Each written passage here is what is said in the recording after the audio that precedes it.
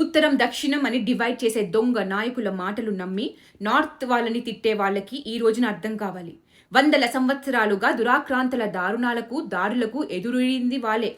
ఈ రోజున పాకిస్తాన్ దాడులు చేస్తుంటే తట్టుకొని నిలబడుతుంది వాళ్ళే. దక్షిణాన ఉన్న మనలను ఎన్ని బాధలు పడి అయినా కాపాడేది ఉత్తరాది వాళ్లే కాదా? బాంబుల మోతలు, సైరన్లు, యుద్ధ విమానాలు, కరెంటు కోతలు, ప్రళయ గర్జనలు, దూసుకెళ్లే మిసైళ్ల ధ్వనులు వింటూ బ్రతుకుతున్నది ఉత్తరాది వారు కాదా?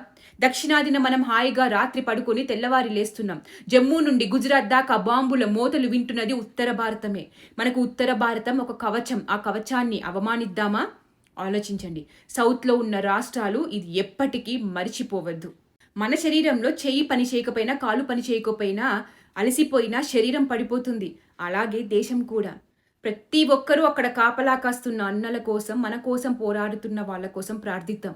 వాళ్ళ రుణం ఎలా తీర్చుకోగలం? వాళ్ళకు బుల్లెట్ ప్రూఫ్ జాకెట్లు ఇచ్చి, వాళ్ళకి అండదండగా ఉండి, వాళ్ళకి ఆయుధాలు సమకూర్చి, వాళ్ళకి ఫ్రీ హ్యాండ్ ఇచ్చి, శక్తివంతంగా ఒక హనుమంతుడిలా ఒక్కొక్క ఆర్మీ జవాన్ని హనుమంతుడిలా చేసే నాయకుడిని, ప్రభుత్వాన్ని ఎన్నుకోవడం తప్ప. జై భారత్, జై హింద్.